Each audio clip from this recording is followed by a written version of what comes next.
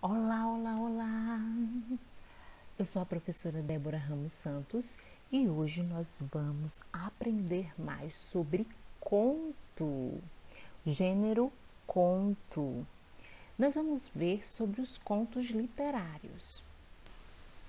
O conto, ele é uma narrativa curta, com poucos personagens. O conto, ele tem sempre um narrador. Narrador, só para relembrar, é aquele que conta a história, que apresenta os personagens, os fatos, os acontecimentos. E quando o narrador, ele apenas conta a história, mas ele não participa da história, ele é chamado de narrador observador. Por exemplo, se eu tivesse narrando, contando sobre a história, sobre o conto da Branca de Neve e os Sete Anões. Então eu ia contar que Branca de Neve um dia estava andando pela floresta, encontrou os sete anões. Eu não estou participando da história. Então, nesse caso, é chamado de narrador observador. E o conto, ele nasceu da literatura popular. Eram histórias que eram contadas de pai para filho, passando de geração para geração. Então, nós temos, dei um exemplo de um narrador observador, e quando participa da história como personagem, ele é chamado de narrador personagem. Vamos para um exemplo de uma história, de um conto, de um narrador personagem? Para dar no pé. Para dar no pé. O que vocês acham que esse conto vai nos dizer, para dar no pé? Você já ouviu essa expressão, para dar no pé? Que isso significa? O que será que o texto trata? O que vocês acham? Vamos lá? Vamos conhecer? Esse texto é de Pedro Antônio de Oliveira e nós encontramos ele no livro Uma História, Uma Lorota e Fiquei de Boca Torta. Vamos lá. Da varanda lá de casa, eu a avistava, linda, exuberante e charmosa. Nela moravam bem-te-vi, pintacilgo, pombo, juriti, maribondo e formiga alpinista. Será o que é isso? Será o que morava o que essas coisas moravam? Onde essas coisas moravam? Esses insetos? Será de que nós estamos falando? Papagaios de seda também. Desses do mês de julho que, em vez de ficar requebrando no céu, decidem embaraçar a rabiola nos galhos mais altos e ficar por ali mesmo. Teve um que gostou tanto de morar na árvore que nunca mais foi embora. No meio do ano, começavam a aparecer pequenas flores naquele pé de manga.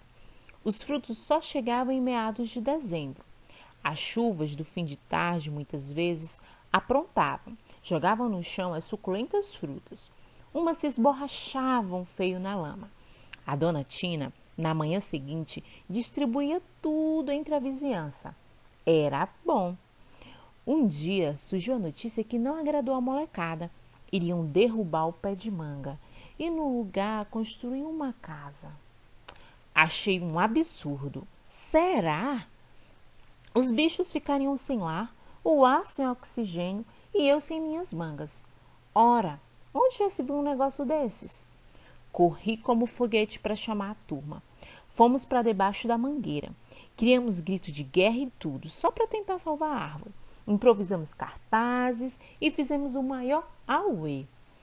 Logo conseguimos mais adeptos para a manifestação. A rua inteira ficou tomada de gente. Vieram TV, rádio, jornal. Eu não parava de dar entrevistas. Fiz discurso inflamado. Precisava ver com direito a lágrimas e voz rouca para causar emoção. O pior foi quando me empolguei. Estava agradando tanto que comecei a dirigir adjetivos pouco delicados à dona Tina. Ela que não deixasse cortar a árvore. Mas o tiro saiu pela culatra. Nós nunca mais chupamos mangas daquela mangueira. Nunca mais mesmo. Dona Tina ficou irritada com as coisas que eu disse a respeito dela durante o protesto. berrou para a vizinhança toda ouvir que se arrependeu amargamente de ter plantado a mangueira e falou ainda que, se pudesse, plantaria era a mão na minha orelha. A notícia boa é que o pé de manga não foi derrubado. Os bichos não ficaram sem lar. O ar não perdeu oxigênio. A ruim é que tudo não passou de boato. Ninguém jamais quis destruir a árvore. Dá para acreditar? Veja que mico. Ah, por falar nisso, tem mesmo um mico morando lá nas alturas.